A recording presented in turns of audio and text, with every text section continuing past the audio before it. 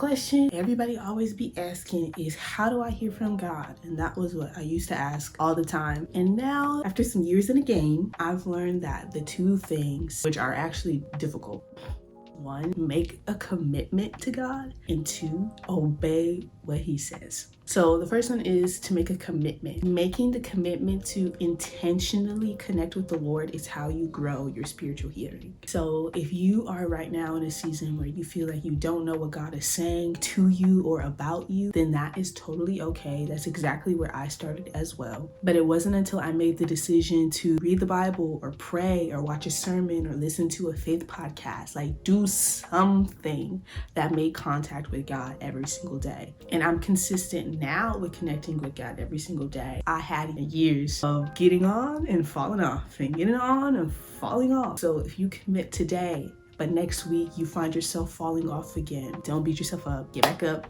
repent, and keep it moving. And don't think that because you don't have a church home or you don't go to church consistently or you have people telling you that you're gonna go to hell or that God doesn't love you, like don't let that stop you from connecting with God yourself. In Nehemiah chapter 9, it gives a recap of how faithful God was to the Israelites. You know the story of the people that walked in the wilderness for 40 years when it was only supposed to be like 11 or something? Them people. God is so merciful and gracious to us now, just like he was with the Israelites back then. They were blatantly disobeying God, but he still provided for them. He didn't leave them without access to his guidance. Though they turned their back on God and decided to live sinful lives, God still gave them a cloud to lead them by day and fire by night to show them light in their darkness. So as long as you're living and God hasn't come back yet, you have access to God. You can tap into his cloud and his fire for guidance to get into alignment with his will for your life, regardless of what your life looks like right now. But don't wait to commit to God wholeheartedly because you want to be out there doing whatever it is that you want to be doing. Because there will be a day where God will shut the door to his access and you don't want to be left out of the number. After you make the commitment to connect with God every single day, no matter how big or how small it will be, the second thing is to obey what it is you feel like God is saying to you. I remember one day at church, I went up to the altar because I got called out.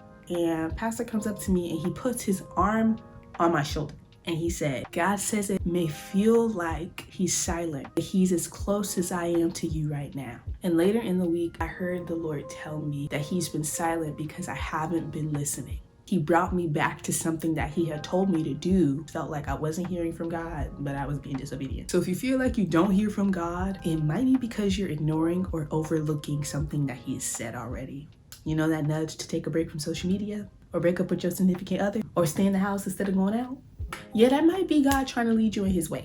And until you obey the last thing he told you, your hearing will not grow. I hope that blessed you. Please leave down in the comments what it is that you will be choosing to do to grow in hearing his voice. Share this with someone, and I will see y'all in the next one.